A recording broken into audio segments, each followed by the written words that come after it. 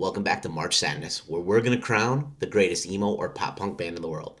I know it's April, but there's a lot of bands to cover, so let's dive right into it. Right now, it's time for the heavy hitters, the 1 through 4 seeds. We're talking heartbreaks, anthems, and enough eyeliner to last you a lifetime. These are the absolute legends of their genres. These bands didn't just make music, they created fandoms. The number 4 seeds, the rising icons. I got your picture, I'm coming with you, dear Maria, count me in. You know it, our first 4 seed is All Time Low. All Time Low brought a fresh, polished energy to pop punk with anthemic hooks and infectious energy. Their breakout album, Nothing Personal, cemented them as a festival heavy hitter with songs like Weightless and Damned If I Do, Damned If I Don't. With a mix of heartfelt ballads and upbeat anthems, these guys kept pop punk alive in the 2010s. Their live shows are still filled with wild antics, proving that they can still party like it's 2008 at Warped Tour. Fun fact, their name comes from a New Found Glory song, which makes their place in pop punk history even more fitting. There's a place off Ocean Avenue. If you guessed Yellowcard was their next 4 seed, you guessed right. Yellowcard mixed violins and pop punk, and they made it pretty cool. This gave them a signature sound that set them apart. Ocean Avenue became an instant classic, and Only One brought emotional weight to their high energy sound. Their ability to blend catchy riffs with deeply personal lyrics made them one of the most beloved bands of that era. And even as these guys evolved into a more alternative rock sound, they stayed true to their Warped Tour roots as long as they could. And on a personal note, we had the opportunity to work with Ryan Key, their lead singer, on an emo night before. While that wasn't much fun, I think it was a weird time in their career. But from what I've heard, these guys are fully back on the emo bandwagon, they're embracing their roots, and they're really one of the bigger bands to ever come out of this genre. And a fun fact about Yellowcard, Ryan Key was originally a guitar tech for New Found Glory. Really weird how it all comes back to New Found Glory. My hopes are so high that your kiss might kill me.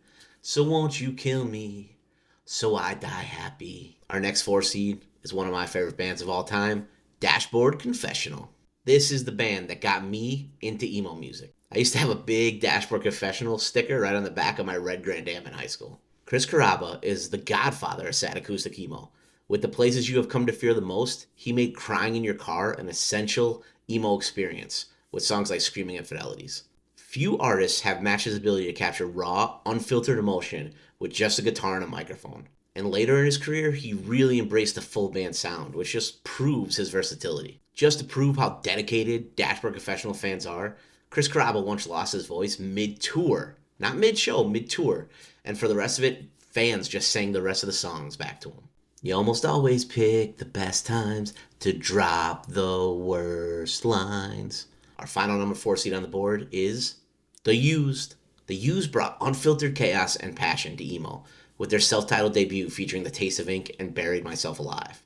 Burt McCracken's raw, sometimes unhinged vocals gave them an edge that set them apart from their peers. Their follow-up, In Love and Death, solidified them as a band that could balance melody with destruction. The Used aggression always teetered on the post-hardcore side of things, but they truly captured the emo angst of that generation.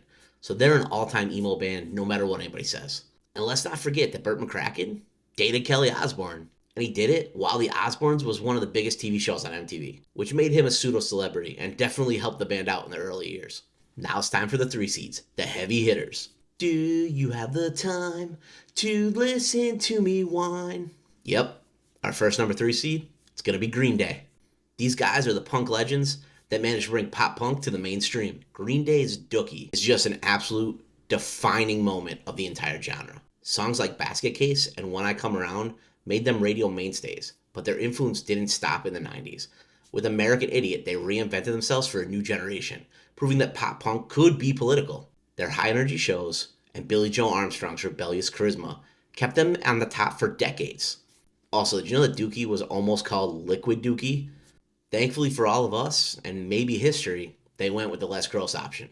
Haven't you people ever heard of closing the goddamn door? The next number 3 seed on the board is Panic at the Disco. Panic at the Disco absolutely burst onto the scene with a fever you can't sweat out.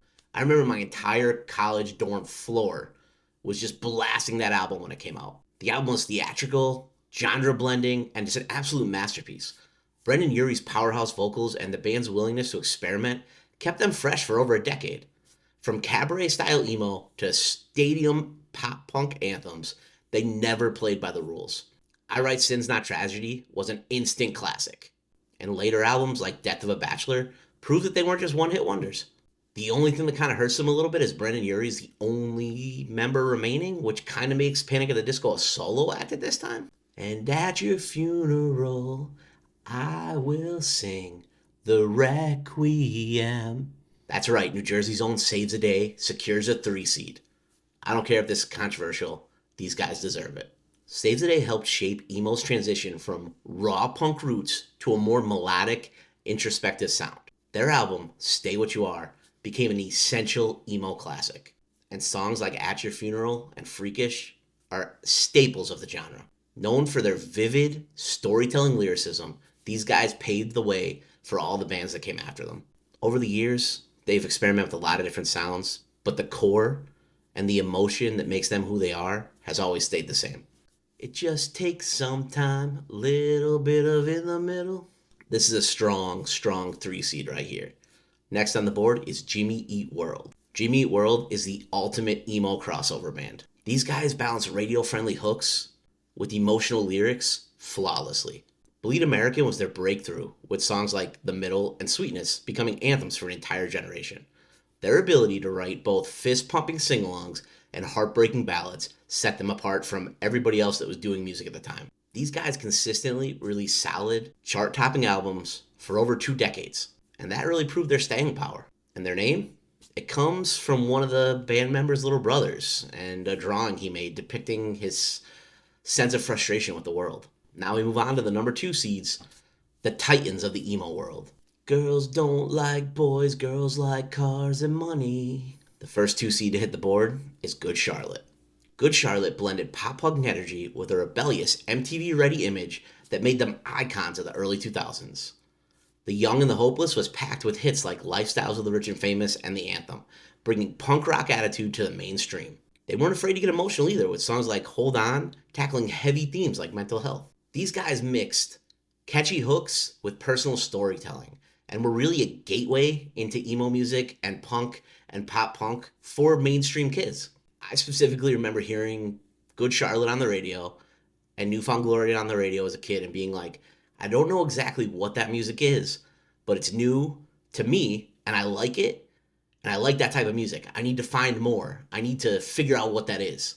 And later, the Madden Twins also formed a management group, and they're responsible for artists like Secondhand Serenade and Jessie J. And it's all downhill from here. Our next band on the board comes from the worst state in the Union, Florida, New Found Glory. The kings of pop punk breakdowns. New Found Glory practically wrote the blueprint for the genre's sound.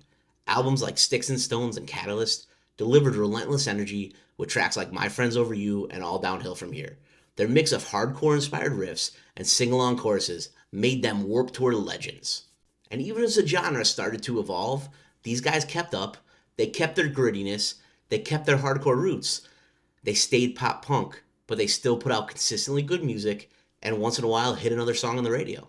Also, a fun fact, these guys were my first real show at the Staircase in Pittston, Pennsylvania with Hot Rod Circuit. I got there with my buddies Anthony and Zach, and the show was sold out. So disappointed we were walking around the back of the building, and the bands brought us up with them through the back door and into the show and let us in even though it was sold out. So forever, New Found Glory holds a special place in my heart because they got this kid into live music, and really all this comes from that. Also, did you know they were originally called A New Found Glory and not just New Found Glory? Do you think Sean Parker had any say in that? Kind of like drop the, Facebook's cooler? Who knows? Well, I mean, we all know. Sean Parker didn't do it, but who knows? Is that what you call a getaway? Tell me what you got away with. Here's a real controversial one for you. Brand New is a 2 seed. While the band is now controversial for non-musical reasons, their musical influence on this entire scene and entire genre and everything that came up around it cannot be denied. Even if their singer's a scumbag, allegedly, I don't actually know the whole story, but I've heard there's a lot of bad stuff that went on. Their songs mean a lot to a lot of people, so we can't disqualify the influence they had. Brand New pushed emo into the darker, more introspective territory. Deja and The Devil and the God That Raged Inside Me are considered 2 of the most powerful emo records ever made. Their poetic lyricism and shifting musical styles made them both beloved and mysterious. Songs like Sick Transit Gloria, Glory Fades, and Jesus showcase their ability to blend beauty with existential dread. They also rarely ever gave interviews. They would just put out albums whenever they wanted. They scrapped a bunch of albums because they leaked and had an absolute cult like following that still remains today. Musically, these are some of my favorite songs ever written. Separating the artist from the art can be really hard, and I struggled with that for a lot of years. But these songs are very powerful, and the moments of my life that reflect around them, I'm able to separate that from allegedly a member of the band not being a great guy. That's what you get when you let your heart win. Whoa. Can't hit that note. Cannot hit that note. Our last number 2 seed on the board, Paramore. Paramore became the face of pop punk for a long time. This Hayley Williams fronted band led the pop punk and emo movement, breaking barriers in a male dominated scene. Hayley Williams is a powerhouse, and her vocals and their evolution from punk rockers to alt pop icons made them legends. Riot delivers bangers like Misery Business and Crush Crush Crush, while their later albums showcase their willingness to experiment. And they still continue to inspire new generations of artists. Legend has it that Hayley Williams early on was offered a solo pop career, and she refused to keep her band with her. Now, I know there's band drama there, but you still gotta respect her for that. Now, moving on to our 1 seeds, the goats of emo and pop punk. Where are you? And I'm so sorry. The first number 1 seed on the board has to be Blink 182. Blink 182 revolutionized pop punk with their blend of humor and energy and catchy songwriting. Albums like Enema of a State and Take Your Pants Off and Jacket became genre defining, featuring anthems like All the Small Things and Adam's Song. Their mix of juvenile humor and surprisingly deep emotion made them icons for a reason. The reunion of Mark, Tom, and Travis in 2022 proved their legacy is stronger than ever. These guys are punk legends, pop punk legends, but also when I was in high school, every day you'd come home, they were on Total Request Live. They might have been naked, but they were running around Carson Daly. They transcended this genre and became mainstream artists. This is the band that you could talk to any of your normie friends about, and they know as much Blink 182 as you do. Whether you think that's a good or a bad thing, we could find out later. But these guys are one of the all-time greatest emo and pop punk bands of all time, and they've done both of it well. When I was a young boy. The next number 1 seed goes to none other than My Chemical Romance. MCR turned emo into an art form. The Black Parade became a rock opera masterpiece that defined an entire generation with its theatrical, anthemic sound. Gerard Way's dramatic vocals and storytelling made songs like Helena and Welcome to the Black Parade all-time classics. Their aesthetic and sound influenced everything from fashion to films. There's no band from the scene that holds more weight than My Chemical Romance. This band changed the life of every black-hearted emo kid that you know today. Gerard Way saw 9/11 happen, started a band to express himself, and then the writer of Twilight saw My Chemical Romance and started writing fan fiction about them. That fan fiction became Twilight. So without 9/11, there's no My Chemical Romance. Without My Chemical Romance, there's no Twilight. Without Twilight, there is 9/11. Without 9/11, there's no Twilight. Follow me? I didn't follow myself. Going down, down in an earlier round. There's no question that Fall Out Boy needs to be a number 1 seed in this bracket. Fall Out Boy combined pop punk with clever lyricism, turning emo into a mainstream sensation. From Under the Cork Tree propelled them to stardom, and hits like Dance Dance and Thanks for the Memories just cemented the band's legacy. Their ability to evolve while keeping their signature wit and emotional depth made them one of the most enduring acts of this entire scene. And don't worry, the band doesn't just get extra points because the lead singer happens to look like me. I don't look like him. He looks like me. He stole my entire style after a show in Wilkes-Barre in 2004. Dude didn't look anything like it. And then all of a sudden I'm watching Sugar We're Going Down Swinging video on MTV. And I'm like, when was I in this video? Stole my sideburns, stole my glasses, stole my conductor hat. I had to change up my whole look. Although I do think my wife married me because she thought I looked like him. Also, Pete Wentz came up with the name Fall Out Boy from a Simpsons episode. So if you're a Simpsons fan, there's that. You could slit my throat, and with my one last gasping breath, I'd apologize for bleeding on your shirt. There's no questions asked. The final number 1 seed has to go to Taking Back Sunday. They deserve a number 1 seed like nobody else in this entire bracket. The kings of the scream sing era, their dueling vocals and raw emotion made them heroes of the emo kids.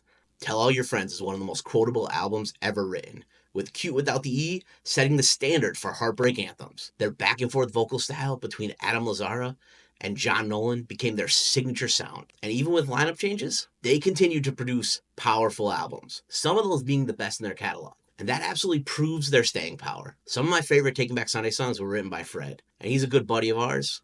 We've done a couple emo nights with him. Great dude. His songs hold up just as well as anything else in the catalog. Also, did you know Adam Lazzara was originally the bassist of the band? He became the singer when the original vocalist left. Who was that original vocalist? Jesse Lacey from Brand New. Has the guy always allegedly been trouble?